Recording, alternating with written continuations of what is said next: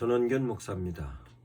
목사님들께서 어떻게 하면 설교를 성도들이 효과적으로 이해할 수 있을까? 어떻게 하면 설교를 할 때 성도들이 흥미롭게 받아들일까? 어떻게 하면 성도들을 향하여서 집중력을 높여서 성도들이 몰입하여 설교를 들을 수 있을까? 이와 관련된 내용을 목사님들께서 대단히 고민하고 계시죠. 그와 같은 데 대한 내용을 강의하겠습니다. 그 강의하는 데 대한 내용을 4가지 패턴으로 설명하겠습니다. 첫 번째, 목사님들께서 설교를 하실 때 어떤 목적을 갖고 설교를 하십니까? 그 설교의 목적이 결단이 목적입니까? 변화가 목적입니까? 유지가 목적입니까? 성장이 목적입니까? 성도들을 향하여서 목사님들께서 설교하는 내용이 감동의 내용입니까? 설득의 내용입니까? 선동의 내용입니까? 아니면 교육의 내용입니까? 설교를 하실 때 목적에 따라서, 내용에 따라서 설교를 본문 설교로 하십니까? 제목 설교로 하십니까? 인물 설교로 하십니까? 사건 상황 설교로 하십니까? 그러면 설교를 성도들로 하여금 어떻게 하면 성도들에게 메시지를 정확하게 전달하기 위해서 전달 방식을 제사장적 방식으로 설교하십니까? 예언자적 방식으로 설교하십니까? 선지자적 방식으로 설교하십니까? 교육자적 방식으로 설교하십니까? 이와 같은 내용을 설교의 목적적 패턴, 설교 전달 방식의 패턴, 설교 유형의 패턴, 설교의 내용의 패턴, 이렇게 4가지 패턴으로 정리를 했습니다. 그러면 설교를 함에 있어서 패턴을 어떻게 유용하게 활용하는가? 목적을 결단해 두면 결단에 적절한 내용을 설교의 유형도 정해야 하고, 설교의 전달 방식도 정해야 하고, 설교의 내용도 정하는 것입니다. 뿐만 아니라 설교의 내용을 감동적인 내용으로 하겠다 하면 감동에 맞는 설교를, 목적을, 유형을, 전달 방식을 정해야 하는 것입니다. 또한 설교를 함에 있어서 변화를 목적으로 해야 되겠다라고 할 때는 변화에 따르는 목적이면 성도들로 하여금 변화를 이루기 위해서는 전달 방식을 어떤 방식으로 할 것인가? 제사장적 방식으로 할 것인가? 예언자적 방식으로 할 것인가? 선지자적 방식으로 할 것인가?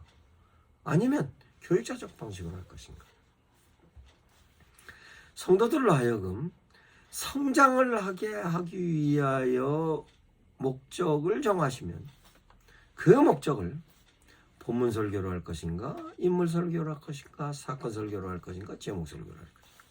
전달 방식은 제사장적 방식으로 할 것인가? 예언자적 방식으로 할 것인가?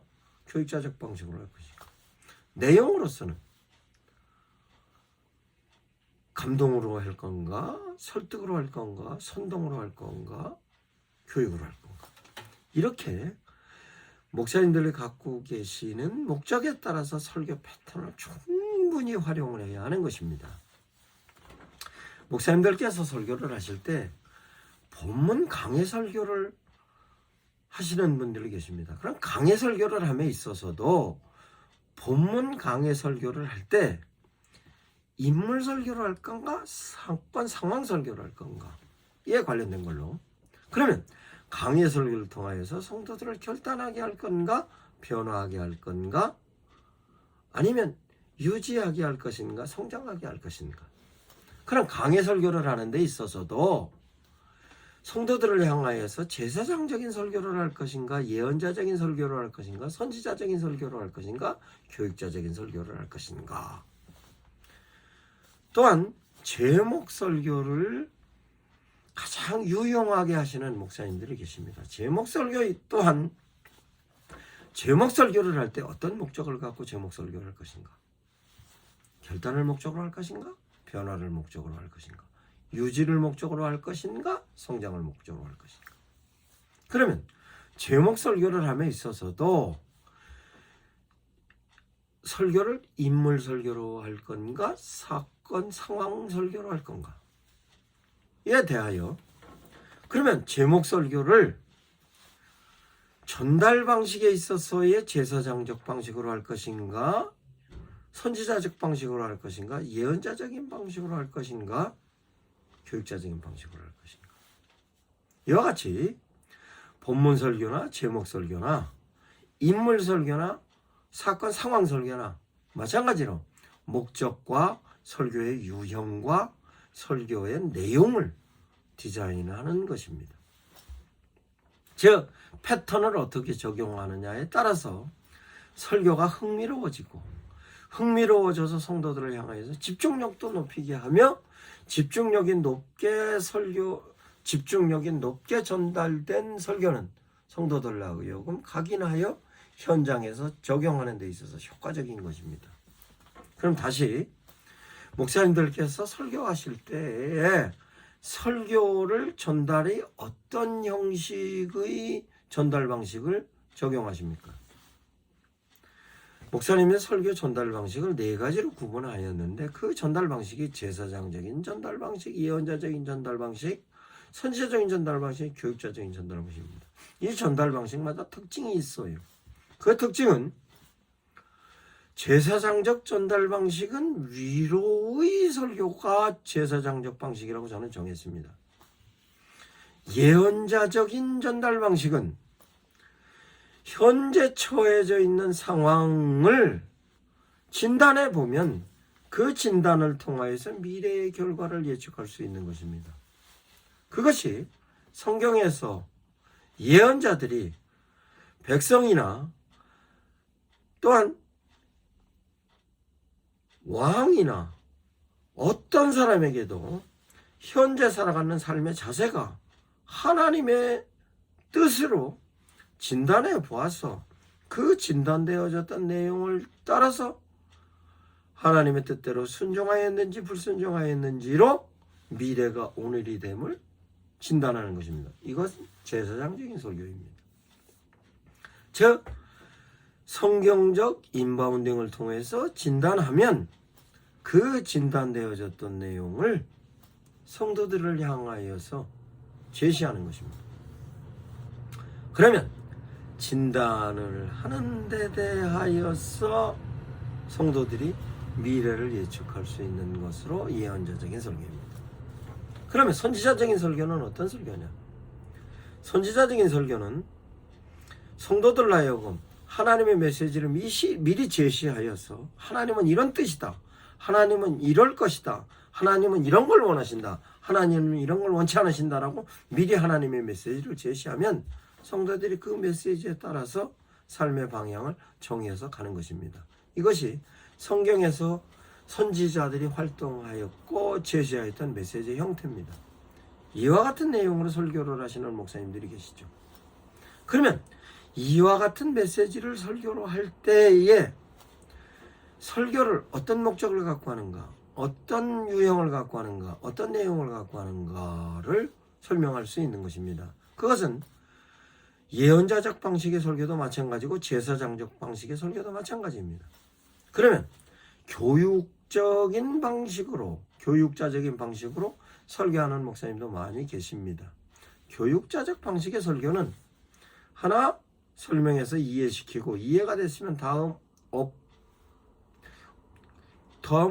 더 높은 단계의 내용을 제시하여 이해시키고 이해가 되면 다음 단계 이렇게 단계별로 업그레이드하는 것입니다. 이게 교육의 방식이고 효과입니다.